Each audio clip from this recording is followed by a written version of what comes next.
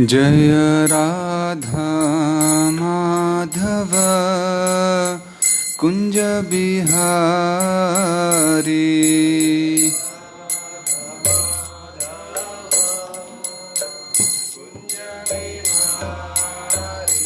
जय राधा माधव कुंज बिहारी।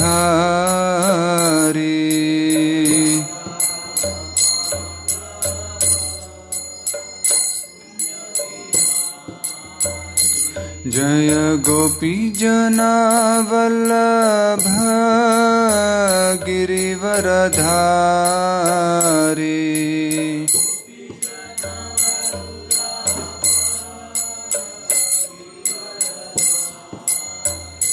जय गोपी जना वल्लभ गिरिवरधारी।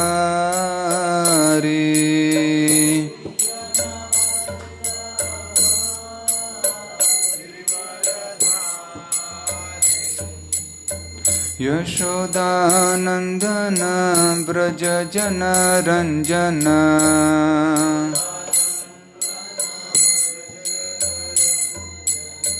यशोदानंदन ब्रज जन रंजन।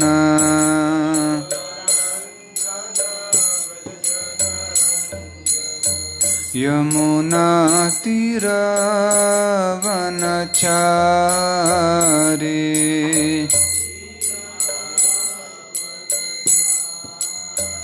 यमुना तीरवनचारी।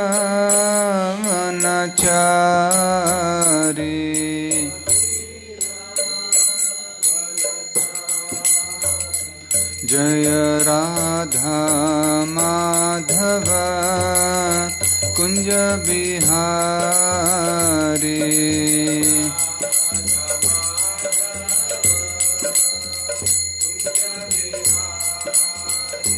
जय राधा माधव कुंज बिहारी।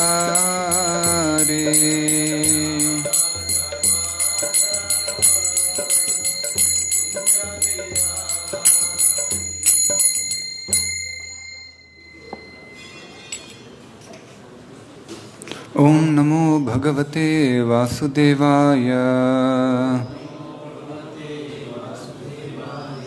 ओम नमो भगवते वासुदेवाय।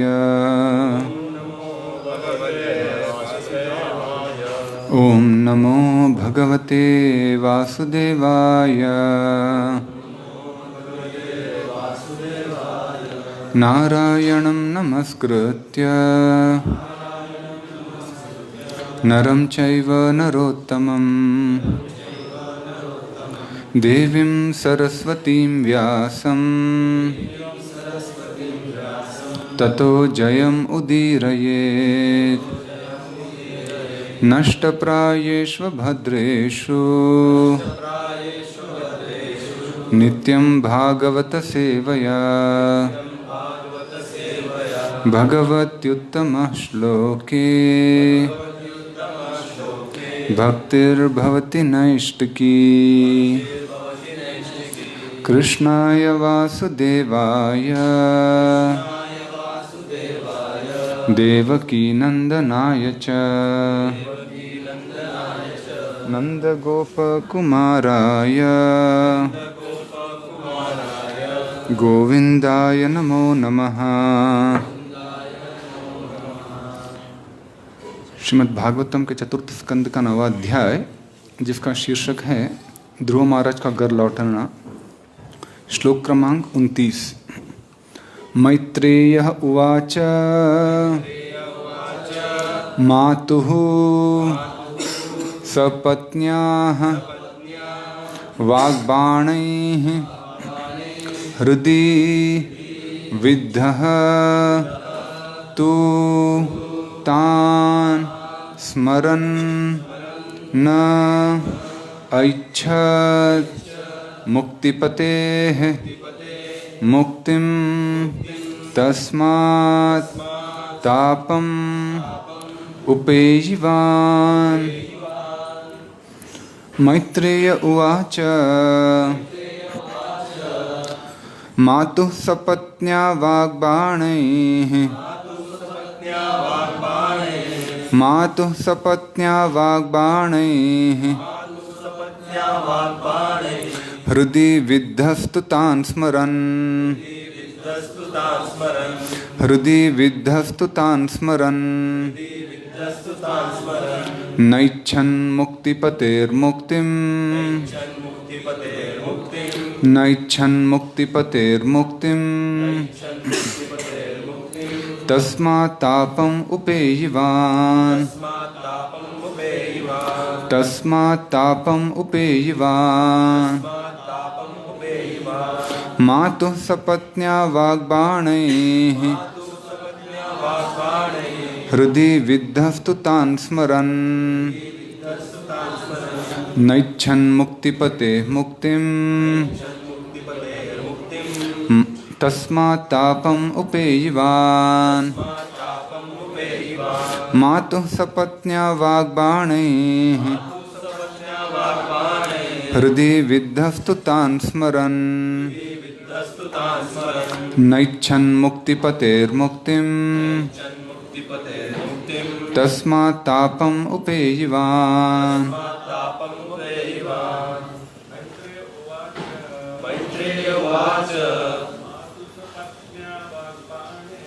मातुसपत्न्या वाग्बाणैः हृदि विद्धस्तु तान् स्मरन् नैच्छन् मुक्तिपतेर्मुक्तिम् तस्मात् तापम् उपेयिवान् मैत्रेय उवाच मातुसपत्न्या वाग्बाणैः हृदि विद्धस्तु तान् स्मरन् नैच्छन् मुक्तिपतेर्मुक्तिम् तस्मात् तापम् उपेयिवान् मैत्रेय उवाच मातुसपत्न्या वाग्बाणैः हृदि विद्धस्तु तान् स्मरन् नैच्छन् मुक्तिपतेर्मुक्तिम् तस्मात् तापम् उपेयिवान्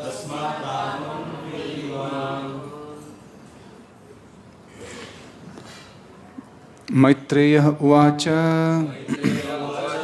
मैत्रेय मुनि ने उत्तर दिया, मातुः अपनी माता की, सपत्न्याः सौत के, वाक्बाणैः कटु वचनों के तीरों से, हृदय हृदय में, विद्ध घसा हुआ,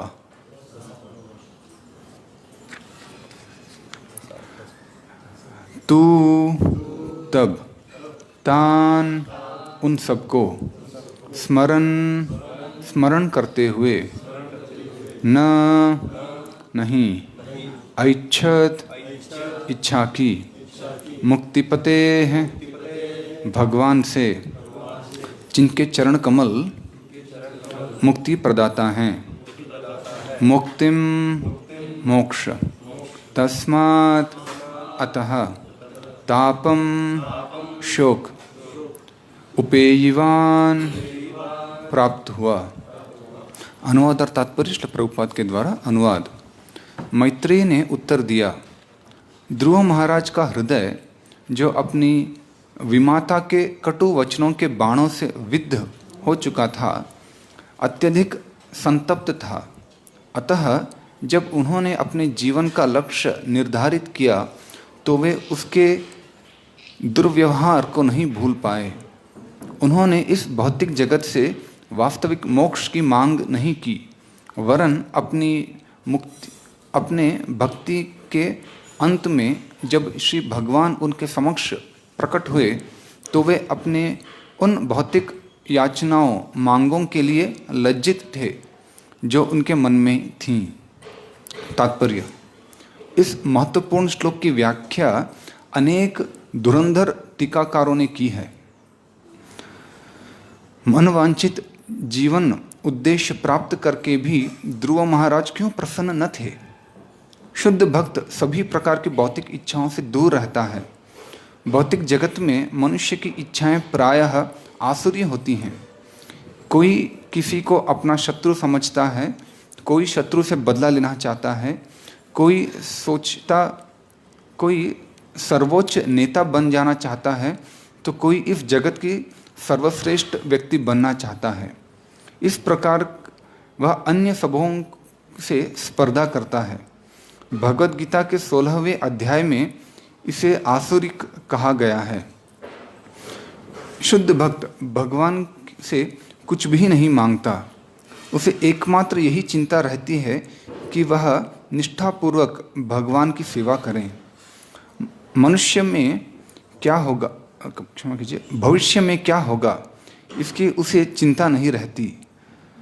मुकुंद माला स्तोत्र के लेखक राजा कुलशेखर अपनी प्रार्थना में कहते हैं, हे भगवान, मुझे इस संसार में इंद्र तृप्ति वाले किसी पद की इच्छा नहीं है। मैं तो आपकी सेवा में निरंतर संलग्न रहना चाहता हूँ। इसी प्रकार भगवान चैतन्य ने भी अपने शिष्टाष्टक में प्रार्थना की, हे भगवान, मुझे न तो धन की तनिक इच्छा है, न मुझे अनुयायी चाहिए, न भोगने के लिए सुंदर पत्नी चाहिए। मुझे तो केवल एक ही वस्तु चाहिए और वो है जन्म जन्मांतर आपकी सेवा। उन्होंने मुक्ति तक के लिए प्रार्थना नहीं की। इस श्लोक में मैत्रेय ने विदुर के प्रश्न का उत्तर दिया है कि ध्रुव महाराज अपनी विमाता के प्रति प्रतिशोध भावना से प्रेरित होकर न तो मुक्ति के विषय में सोच पाए और न वे मुक्ति के संबंध में कुछ जानते थे। अतः वे जीवन के उद्देश्य को मुक्ति बना सकने में असफल रहे। किंतु शुद्ध भक्त भी तो मुक्ति की कामना नहीं करता। उसकी आत्मा तो भगवान में पूर्णतः समर्पित रहती है। अतः वह भगवान से कुछ भी नहीं मांगता। जब ध्रुव महाराज ने भगवान को अपने समक्ष देखा तो वसुदेव पद को प्राप्त हो जाने से उन्हें इस स्थिति का बोध हो सका। वसुदेव पद वह अवस्था है जहाँ भौतिक कल्मश अनुपस्थित रहता है, अर्थात जहाँ प्रकृति के 3 गुण सतो रजो तथा तमोगुण का प्रश्न नहीं उठता। अतः मनुष्य को श्री भगवान के दर्शन हो सकते हैं।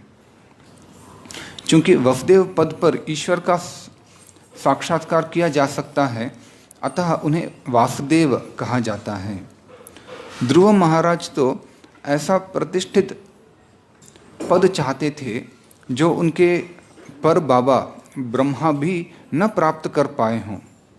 भगवान श्री कृष्ण अपने भक्त के प्रति विशेष रूप से ध्रुव महाराज जैसे भक्त के प्रति जो 5 वर्ष की ही अवस्था में तपस्या हेतु जंगल चले गए थे, इतने वत्सल एवं कृपालु हैं कि भले ही उसका मंतव्य अशुद्ध रहे, भगवान उस पर विचार नहीं करते।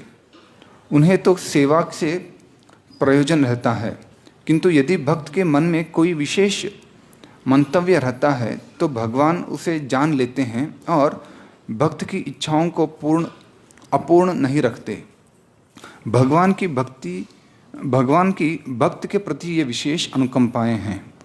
ध्रुव महाराज को ध्रुवलोक प्रदान किया गया, जहाँ कभी कोई बद्ध जीव नहीं रहा। यहाँ तक कि इस ब्रह्मांड के सर्वश्रेष्ठ प्राणी ब्रह्मा को ध्रुवलोक में प्रवेश करने की अनुमति नहीं दी गई। जब भी इस ब्रह्मांड में कोई संकट आ पड़ता है तो देवता मिलकर क्षीरोदकशाही विष्णु भगवान के पास जाते हैं और क्षीर सागर के तट पर खड़े हो जाते हैं। इस प्रकार ध्रुव ने जो मांग की थी अपने पर बाबा ब्रह्मा से भी उच्च स्थान, वह पूरी हुई थी। इस श्लोक में भगवान को मुक्तिपति कहा गया है, जिसका अर्थ है जिनके चरण कमल के नीचे समस्त प्रकार की मुक्तियां हैं। मुक्ति के 5 प्रकार हैं: सायुज्य, सारूप्य, सालोक्य, सामीप्य तथा सार्ष्टि। ये 5 मुक्तियां भगवान की भक्ति में लगे हुए किसी भी व्यक्ति द्वारा प्राप्त की जा सकती है, किंतु इसमें से सायुज्य मुक्ति की कामना मायावादी चिंतकों द्वारा की जाती है। वे भगवान के ब्रह्मतेज से तदाकार हो जाना चाहते हैं। कोई विद्वान की राय है कि सायुज्य मुक्ति की गणना यद्यपि 5 प्रकार की मुक्तियों में की जाती हैं, किंतु वास्तविक में यह मुक्ति नहीं है, क्योंकि सायुज्य मुक्ति प्राप्त करके भी मनुष्य पुनः भौतिक जगत में आज गिरता है। इसकी सूचना हमें श्रीमद् भागवतम में प्राप्त होती है, जिसमें कहा गया है पतन्त्यधः, अर्थात वे नीचे गिर जाते हैं। कठिन तपस्या के बाद अद्वैतवादी चिंतक भगवान के निर्गुण तेज में मिल जाता है, किंतु जीवात्मा प्रेम व्यापार में सदैव पारस्परिक आदान प्रदान चाहता है। अतः यद्यपि अद्वैतवादी चिंतक भगवान के निर्गुण के तेज में मिल जाता है, किंतु जीवात्मा प्रेम व्यवहार में सदैव पारस्परिक आदान प्रदान चाहता है। अतः यद्यपि अद्वैतवादी चिंतक भगवान के तेज में मिलकर तदाकार पद को प्राप्त होता है, किंतु भगवान के संगति करने एवं उनकी सेवा करने की कोई सुविधा न होने से वह पुनः भौतिक जगत में आ गिरता है और उसके सेवा भाव की तुष्टि भौतिक कल्याणकारी क्रियाकलापों द्वारा यथा मानवतावाद, परोपकार तथा परमार्थवाद द्वारा होती है। मायावादी विचारधारा के बड़े बड़े सन्यासी तक के पतन के कितने ही उदाहरण हैं। अतः वैष्णव चिंतक सायुज्य मुक्ति को मुक्ति की कोटि में नहीं मानते। उनके अनुसार मुक्ति का अर्थ है माया के सेवा पद से भगवान की प्रेम भक्ति में स्थानांतरण। इस संबंध में भगवान चैतन्य भी कहते हैं कि जीवात्मा का स्वाभाविक स्थिति भगवान की सेवा करने की है।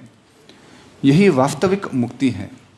जब कृत्रिम पद त्याग कर कोई अपने मूल पद पर स्थित होता है तो वह मुक्ति कहलाता है। भगवद गीता में इसकी पुष्टि हुई है। जो भी भगवान की दिव्य प्रेम भक्ति करता है वह मुक्त या ब्रह्मभूत माना जाता है। गीता में यह भी कहा गया है कि जब भक्त को कोई भौतिक कल्मश नहीं रहता तो वह ब्रह्मभूत पद पर स्थित माना जाता है। पद्म पुराण में भी इसी की पुष्टि है कि मुक्ति का अर्थ है भगवान की सेवा में अनुरक्त रहना। मैत्रेय मुनि ने बताया कि ध्रुव महाराज प्रारंभ में भगवान की सेवा में अनुरक्त नहीं होना चाहते थे, वरन वे अपने पर बाबा से भी उच्चतर स्थान चाह रहे थे। यह भगवान की सेवा न होकर एक प्रकार की इंद्रिय की सेवा है।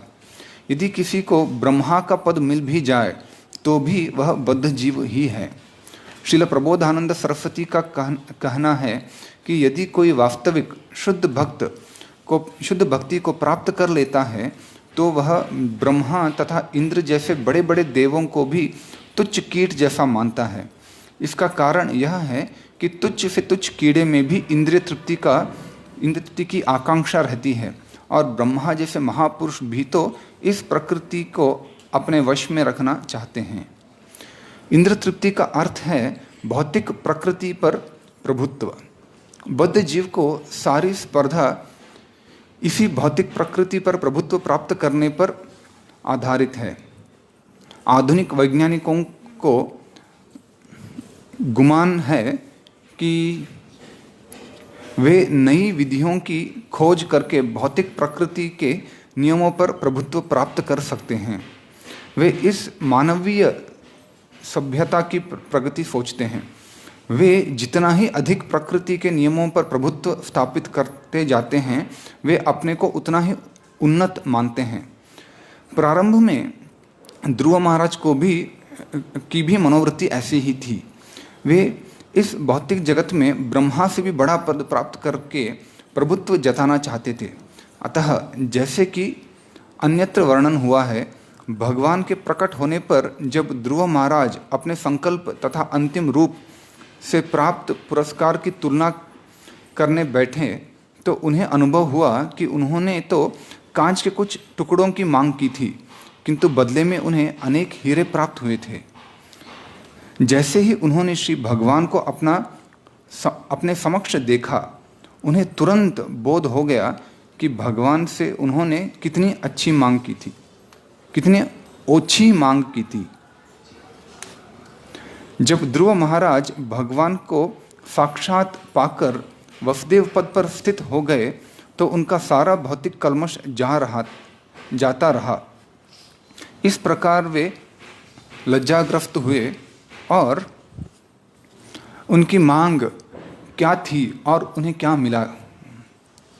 उन्हें सबसे अधिक लज्जा इस बात से हुई कि यद्यपि वे अपने पिता का राज्य छोड़कर मधुवन गए थे और उन्हें नारद मुनि जैसे गुरु प्राप्त हो चुका था, तो भी वे अपने विमाता से बदला लेने की सोच रहे थे और इसी लोक में सम्मानित पद ग्रहण करना चाहते थे। यही कारण था कि भगवान से समस्त मनोवांछित वरदान प्राप्त करके भी वे खिन्न थे। जब ध्रुव महाराज ने वास्तव में श्री भगवान को देखा तो उनके मन में न तो अपनी विमाता से प्रतिशोध लेने की भावना थी, न ही इस संसार पर राज्य करने की इच्छा थी। किंतु श्री भगवान इतने दयालु हैं कि वे समझ गए कि ध्रुव की इच्छा क्या थी। ध्रुव महाराज के समक्ष बोलते हुए भगवान ने वेदाहम शब्द का प्रयोग किया, क्योंकि वे ध्रुव के हृदय में विराजमान होने के कारण सब कुछ जान चुके थे। मनुष्य जो भी सोचता है उसे भगवान जान लेते हैं। भगवत गीता में इसकी पुष्टि इस प्रकार हुई है, वेदाहम समतीतानि। भगवान ने ध्रुव महाराज के समस्त इच्छाएं पूरी की। अपनी विमाता तथा सौतेले भाई के प्रति उनके प्रतिशोध परक मनोवृत्ति पूर्ण हुई। अपने पर बाबा से भी श्रेष्ठ पद प्राप्त करने की इच्छा पूरी हुई और उसी के साथ ही ध्रुवलोक में उनका शाश्वत स्थान स्थिर हो गया। यद्यपि ध्रुव महाराज ने शाश्वत लोक ही कल्पना भी नहीं की थी, किंतु श्री कृष्ण ने सोचा कि बेचारा ध्रुव इस संसार का उच्च पद प्राप्त करके क्या करेगा। अतः उन्होंने ध्रुव को 36,000 वर्षों तक वृद्ध हुए बिना और उनके यज्ञों को संपन्न करने का अवसर प्रदान करते हुए इस संसार का सर्वविख्यात राजा बनकर राज्य करने का सुअवसर प्रदान किया और इस प्रकार समस्त भौतिक भोग के पश्चात ध्रुव को आध्यात्मिक जगत में, जिसमें ध्रुवलोक सम्मिलित है, भेज दिया। काफ़ी लंबा तात्पर्य था। ओम अज्ञानतिमिरान्धस्य ज्ञानाञ्जनशलाकया चक्षुरुन्मीलितं येन तस्मै श्रीगुरवे नमः। श्रीचैतन्यमनोभीष्टं स्थापितं येन भूतले स्वयं रूपः कदा मह्यं ददाति स्वपदान्तिकं। वन्देऽहं श्रीगुरोः श्रीयुतपदकमलं श्रीगुरून् वैष्णवांश्च श्रीरूपं साग्रजातं सहगणरघुनाथान्वितं तं सजीवं साद्वैतं सावधूतं परिजनसहितं कृष्णचैतन्यदेवं श्रीराधाकृष्णपादान् सहगणललिता श्रीविशाखान्वितांश्च। नमो विष्णुपादाय कृष्णप्रेष्ठाय भूतले श्रीमते भक्तिवेदान्त स्वामिनिति नामिने। नमस्ते सारस्वते देवे गौरवाणी प्रचारिणे निर्विशेष शून्यवादी पाश्चात्यदेशतारिणे। हे कृष्ण करुणा सिंधु दीनबंधो जगत्पते गोपेश गोपिका कांत राधा कांत नमोस्तुते। तप्त कांचन गौरांगी राधे वृंदावनेश्वरी वृषभानुसुते देवी प्रणमामि हरिप्रिये। वाञ्छाकल्पतरुभ्यश्च कृपा सिन्धुभ्य एव च पतितानां पावनेभ्यो वैष्णवेभ्यो नमो नमः। जय श्री कृष्ण चैतन्य प्रभु नित्यानंद श्री अद्वैत गदाधर श्रीवासादि गौर भक्तवृंद। हरे कृष्णा कृष्णा कृष्णा हरे हरे, हरे राम राम राम हरे हरे। हरे कृष्ण। श्रील प्रभुपाद तात्पर्य के प्रारंभ में कहते हैं कि ये बहुत महत्वपूर्ण श्लोक है और इसके ऊपर बहुत सारे टीकाकारों ने टीका किया है। ये महत्वपूर्ण इसलिए है कि शायद ऐसे संदर्भ हम अक्सर देखते नहीं हैं कि कोई भक्त भगवान कृष्ण को मिले और भगवान से वरदान प्राप्त करने के बाद दुखी होकर लौटे। अक्सर हम देखते हैं कि भक्त भगवान के समक्ष आने पर, भगवान के दर्शन और उनसे आशीर्वाद पाने पर बहुत प्रसन्न हो जाते हैं, परंतु यहाँ पे विपरीत हो रहा है कि भगवान को देखने के बाद, भगवान से कृपा पाने के बाद ध्रुव महाराज लौट रहे हैं परंतु दुखी होकर के। ये बहुत ही एक रेयर, दुर्लभ घटना है। तो ऐसा क्यों? अक्सर जब व्यक्ति कष्ट में होता है, दुखी होता है, तो भगवान के समक्ष जाता है, भगवान से प्रार्थना करता है और सुखी होकर लौट जाता है, भगवान से प्रसन्न होकर लौटता है। पर यहाँ पे विपरीत क्यों हो रहा है? जब ऐसे पिछले श्लोक में मैत्रेय मुनि ने कहा कि भगवान से आशीर्वाद पाने के बाद दुखी होके ध्रुव महाराज लौटें, तो उस समय विदुर ने पकड़ लिया इस बात को। ये कोई साधारण बात नहीं है कि भगवान के पास जाके दुखी होकर लौटा। ऐसा क्यों? क्या बात है? ऐसा क्यों दुखी थे? क्या इच्छा अपूर्ण थी उनकी? ऐसा क्यों हो गया? तो उसके संदर्भ में अभी मैत्रेय मुनि उत्तर दे रहे हैं आज के श्लोक में। तो वो कहते हैं कि जब ध्रुव महाराज तपस्या करने के लिए गए थे, तो उनका मूल उद्देश्य क्या था? इनमें 2-3 चीज़ें बताई गई हैं। सबसे पहला चीज़ था, अपने माता के कटु वचनों से उनका हृदय विद्ध हो चुका था, छेद पड़ गया था। तो बहुत क्रोध था उनके मन में, अपने माता के सपत्नी, मतलब अपने सौतेली माता के प्रति एक प्रतिशोध लेने का भाव, उस भाव से गए थे। तो सौतेली माँ से एक प्रतिशोध लेना चाहते थे वो। हालांकि वो कभी ऐसे कहते नहीं है कि मुझे इनसे प्रतिशोध लेना है, परंतु वो गुस्सा उनके प्रति एक नाराज़गी उनके मन में थी। और दूसरा चीज़ क्या था कि वो अपने परदादा ब्रह्मा से एक बहुत बड़ा साम्राज्य चाहते थे। ऐसे 2 चीज़ों को मन में रखते हुए वो भगवान के पास गए और बहुत गंभीरता से उन्होंने तपस्या की। और इतना सब तपस्या करने के बाद 6 महीने के अंदर जब भगवान प्राप्त हुए और भगवान ने उन्हें आशीर्वाद दिया, तो ध्रुव महाराज सोच रहे थे कि मैंने तपस्या किसी कारण से किया, परंतु अभी मैं जान चुका हूँ कि मुझे क्या चाहिए। तो बहुत सुंदर प्रार्थनाएं करते हैं वो, एक आदर्श प्रार्थना है भगवान से क्या करना चाहिए। उन प्रार्थनाओं में वो 11वें श्लोक में कहते हैं कि हे भगवान, मुझे आप आपके भक्तों का संग दे दो, क्योंकि मैं आपके भक्तों के संग में रह के भक्ति करना चाहता हूँ। तुम श्लोक पढ़ेंगे यहाँ पे। 11वें श्लोक में कहते हैं, भक्तिम मुहुः प्रवहताम त्वयि मे प्रसंगो भूयादनंत महताम अमलाशयानाम येनांजसोल्बणम उरु व्यसनम भवाब्धिम नेष्ये भवद्गुणकथामृतपान मत्ताः। वो कहते हैं कि हे अनंत भगवान, आप मुझे आशीर्वाद दीजिए कि मैं आपके महान भक्तों के संग में रहते हुए आपके भक्ति के नदियों में मैं रमण करूं। और ऐसे भक्त शुद्ध अवस्था में स्थित होते हैं और इन भक्तों के संग में भक्ति के मार्ग का अनुगमन करते हुए मैं भवसागर से पार हो सकता हूँ और इस भौतिक जगत का जो अग्नि है, संसार दावा नल, इससे मैं मुक्त हो सकता हूँ। ये मेरे लिए बहुत आसान है और मैं आपके गुण और कथामृत को सुनने में बहुत लालच हूँ और इसमें मैं पागल हो रहा हूँ। तो ऐसे ध्रुव महाराज ने प्रार्थना किया था, भक्तों के संग में रहना चाहता हूँ, भक्तों से श्रवण करना चाहता हूँ। परंतु हम देखेंगे जब भगवान ने उन्हें आशीर्वाद दिया, कहीं भी उन्होंने ये नहीं कहा कि तुम भक्तों के संग में रहोगे। इसलिए विश्वनाथ चक्रवर्ती ठाकुर इसे कहते हैं तात्पर्य में, इसके तात्पर्य में कि भगवान ने कहीं भी उन्हें आशीर्वाद नहीं दिया, ठीक है तुम भक्तों का संग चाहते हो तो ठीक है भक्तों के संग में रहो, बिल्कुल नहीं। उन्होंने कहा वेदाहम, मैं जानता हूँ ध्रुव तुम क्या चाहते हो। वास्तव में भगवान कहते तुम क्या चाहते हो, तो ध्रुव महाराज सोचे मैं चाहता था, अभी नहीं चाहता हूँ।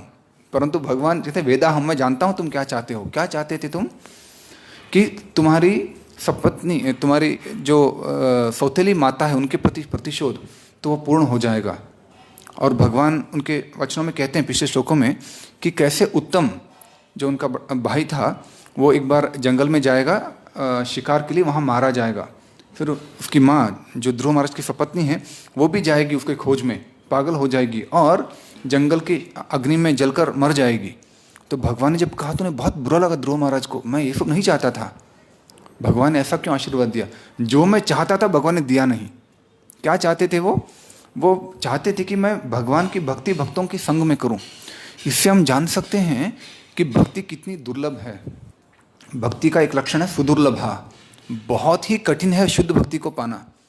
ऐसा नहीं है कि ध्रुव महाराज ने शुद्ध भक्ति नहीं पाया, उन्होंने पाया, फिर भी भक्तों का संग भगवान ने उतना तुरंत दिया नहीं ध्रुव महाराज को भी, उन्हें भी काफ़ी समय इंतजार करना पड़ा।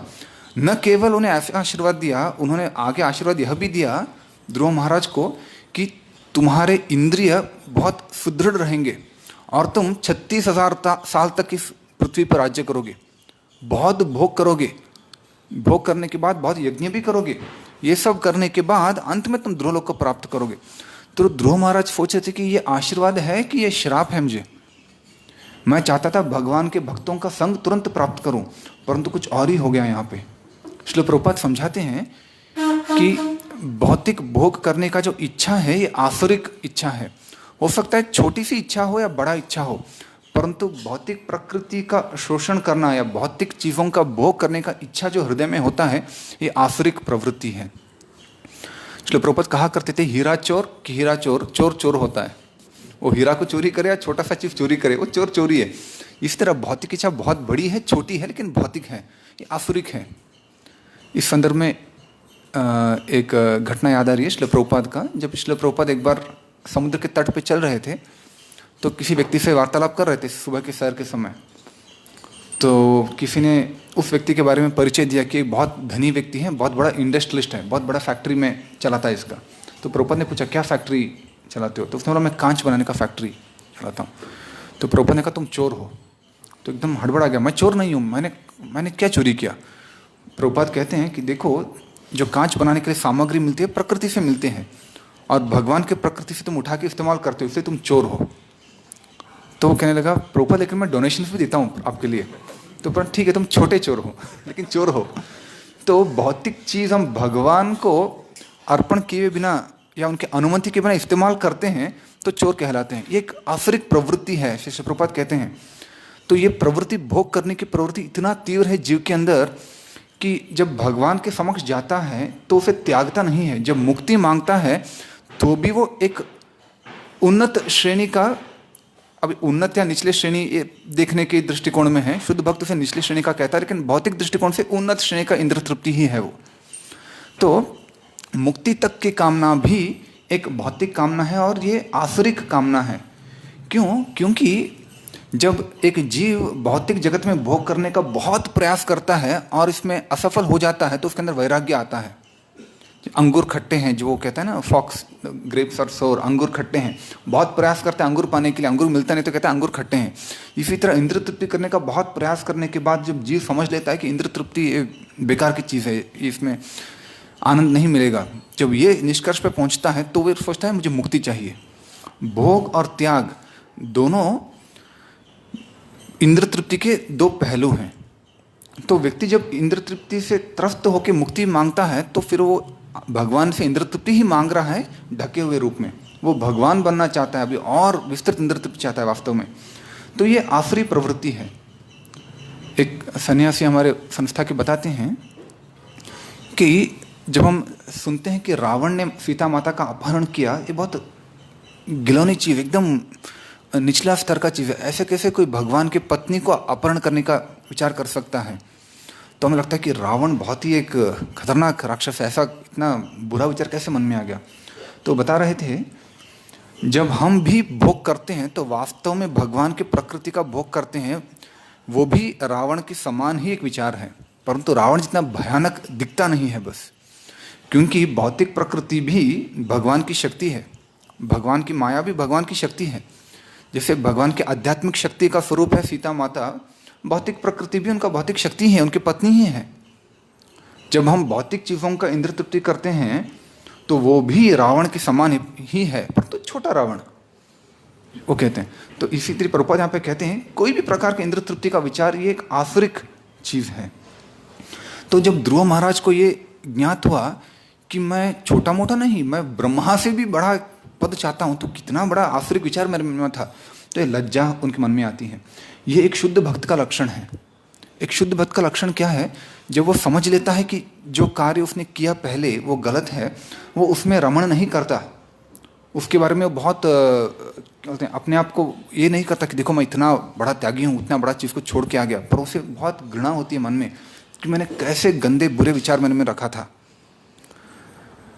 अगर कोई भक्त समझिए वो पहले मांसाहार करता था, लेकिन जब वो अभी भक्ति में आता है कभी वो गर्व से नहीं कहता देखो मैं मांसाहार करता था छोड़ दिया, मैं कितना बड़ा त्यागी हूँ, परंतु उसका मन में विचार क्या होता है कि देखो मैंने कितने पशुओं का हत्या किया, कितने बुरे कर्म किए, मुझे नहीं करना चाहिए था, ऐसे पश्चाताप होना चाहिए। वो एक शुद्ध भक्त का लक्षण है। ऐसा नहीं होना चाहिए कि देखो मैं वो करता था छोड़ दिया अभी मैं कितना विशेष व्यक्ति बन गया, ये शुद्ध भक्ति का लक्षण नहीं है। और उन चीज़ों में रमण भी नहीं करना चाहिए। तो यहाँ पे ध्रुव महाराज उसी को दर्शा रहे हैं कि देखो मैं भगवान को प्राप्त करके भी ऐसे चीज़ों को हृदय में लेकर उनके पास गया, कैसा एक गलत व्यवहार किया। और एक चीज़ प्रभुपाद तात्पर्य में बहुत सारे चीज़ बताते हैं, संक्षिप्त में कुछ चीज़ों का वर्णन करूंगा। ध्रुव महाराज ने भगवान को देखा तो उनके अंदर तुरंत एक प्रेम जागृत हो गया, परंतु सभी के अंदर जागृत नहीं होता है। क्यों? दुर्योधन ने भी भगवान कृष्ण को देखा था, बहुत सारे असुरों ने कृष्ण को देखा था, सामने उन्होंने देखा था, लेकिन उनके अंदर ऐसा विचार का परिवर्तन नहीं हुआ, मन का परिवर्तन नहीं हुआ। और ध्रुव महाराज के अंदर परिवर्तन हो गया। क्यों? तो प्रभुपाद कहते हैं क्योंकि ध्रुव महाराज ने भगवान को वसुदेव स्थिति पे देखा, प्लेटफॉर्म उस स्थिति में देखा वसुदेव। ये वसुदेव परिस्थिति क्या है? वो कहते हैं कि ये शुद्ध सत्व की परिस्थिति है जहाँ पे एक व्यक्ति का हृदय इन प्रकृति के कल्मशों से मुक्त हो जाता है। सत्व रजो तमोगुण इनका प्रभाव उसके चित्त पे नहीं होता है। जब हम तीन गुणों के परे होकर के भगवान को देखते हैं और तीन गुणों में स्थित होकर भगवान को देखते हैं, इनमें बहुत अंतर है। अंतर क्या है? जब हम तीन गुणों के प्रभाव के परे होकर के भगवान को देखते हैं तो हम वास्तव में भगवान को जान लेंगे और हम अपने आप को भी जान लेंगे। लेकिन अगर हम तीन गुणों में स्थित होकर भगवान को देखते हैं तो जैसे दुर्योधन ने देखा, कर्ण ने देखा, बहुत सारे असुरों ने देखा, देखने के बाद भी वो समझ नहीं पाए। हम इस संदर्भ में देखते हैं कि कभी भगवान स्वयं आके उपदेश देते हैं कुछ करने के लिए, लेकिन व्यक्ति जब तीन गुणों से बंधा हुआ होता है उस उपदेश को जान नहीं सकता। कुरुक्षेत्र युद्ध को रोकने के लिए स्वयं भगवान गए, रिक्वेस्ट की याचना किया उन्होंने दुर्योधन से, तुम मत करो, 5 गांव दे दो, युद्ध को रोको। लेकिन दुर्योधन समझ नहीं पाए, भगवान को बांधने का प्रयास किया। माता यशोदा ने भी बांधने का प्रयास किया, यहाँ पे दुर्योधन ने भी बांधने का प्रयास किया, लेकिन दोनों बहुत अंतर है। तो प्रभुपाद इसी चीज को तात्पर्य में कहते हैं शुद्ध भक्त भी कोई भौतिक इच्छा नहीं रखता और मुक्ति का इच्छा नहीं रखता, और ध्रुव महाराज भी मुक्ति का इच्छा नहीं रख रहे हैं। परंतु दोनों में अंतर क्या था? ध्रुव महाराज अन्य भौतिक भोग के विचारों में इतने डूबे हुए थे कि मुक्ति का विचार आया नहीं उनके मन में, और शुद्ध भक्त मुक्ति को चाहता नहीं, इसीलिए वो मुक्ति पूछता नहीं है भगवान से। परंतु क्योंकि ध्रुव महाराज वसुदेव सत्व इस स्थान पे स्थित थे, इसीलिए तुरंत वो शुद्ध भक्त बन पाए। भगवान सामने आने पे तुरंत वो पहचान लिया कि उन्होंने क्या चाहता, वो क्या चाहते थे और क्या नहीं चाहिए था उनको। इसलिए वो आगे प्रार्थना करते हैं कि मैं कांच के टुकड़ों को पूछने के लिए भगवान आपके पास आया था। काचन विचिन्वन अपि दिव्य रत्नम स्वामिन कृतार्थ उसमें वरम न याचे। मैं कांच के टुकड़ों को ढूंढते हुए आपके पास आया है भगवान, परंतु मुझे हीरे मिल गए, अभी क्या चाहिए? ऐसे ध्रुव महाराज अभी अपने विचारों को ये सोच रहे हैं कि मैं क्या कर रहा हूँ, क्या पूछने आया, क्या हो गया मेरे पास। और यहाँ पे तात्पर्य श्लोक प्रभुपाद एक और चीज़ बताते हैं, भगवान का दृष्टिकोण क्या है। भगवान का दृष्टिकोण यह है कि अगर कोई व्यक्ति मेरे पास आया, वो ये नहीं देखते क्यों आया, बस मेरे पास आ गया ना काफ़ी है, उसको संभालना मेरी जिम्मेदारी है। भगवान ऐसे अपने सर पे ले लेते हैं, ये भगवान की विशेषता है। अक्सर जब हम देखते हैं कि हम किसी को मिलते हैं या कोई हमसे मिलता है तो हम सोचते हैं हाँ ये अभी बात तो बहुत मीठा मीठा कर रहा है, लेकिन वो क्या चाहता है। जैसे दुकान वाले के पास जाते हैं तो दुकान वाला बहुत मीठे मीठे बात करता है, कहता है कि ये लीजिए बहुत अच्छा सामान है इत्यादि इत्यादि, तो सोचते हैं वो हमें फंसाने का कोशिश कर रहा है। उसके पीछे उसका भावना क्या है। हम भावनाओं के ऊपर बहुत विचार करते हैं, उसके दिखा के ऊपर इतना जल्दी हम विश्वास नहीं करते हैं। परंतु भगवान यहाँ पे उस व्यक्ति के भावनाओं को नहीं केवल दिखा रहा है, वो काफ़ी है भगवान के लिए। इसलिए हम देखते हैं कि जब पूतना भगवान के पास आई तो भगवान ने ये विचार नहीं किया उसको क्या भावना है। हाँ, उसने मुझे दूध पिलाने का एक प्रयास किया, काफ़ी है। उसके लिए तुरंत उसको उन्होंने माता का स्थान प्रदान कर दिया। तो भगवान की महत्ता यह है कि ध्रुव महाराज हालांकि भगवान के पास भौतिक इच्छाओं को लेके गए थे, भगवान ने भौतिक इच्छा तो पूरा की, साथ में वहाँ पे छोड़ा नहीं भगवान ने।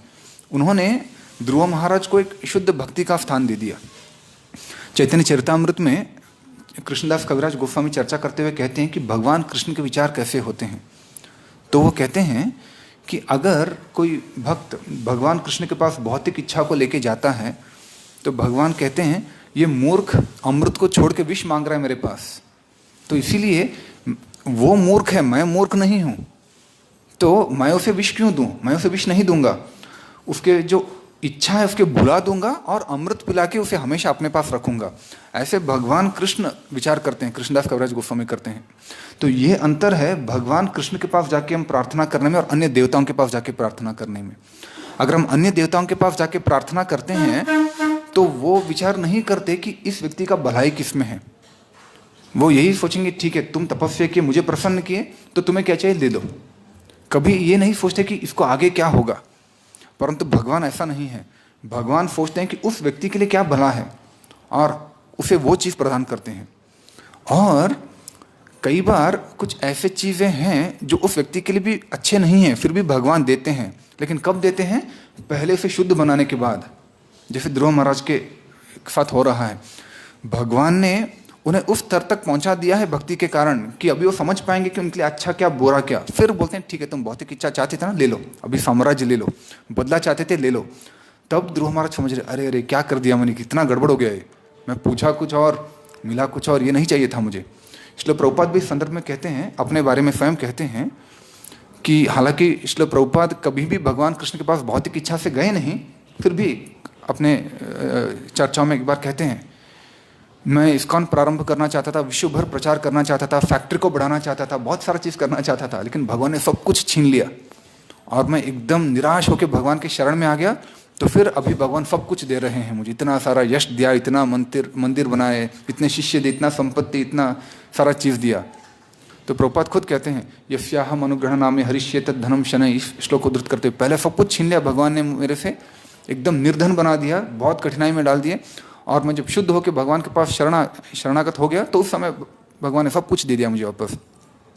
तो ऐसे भगवान कृष्ण भी भक्तों के साथ करते हैं।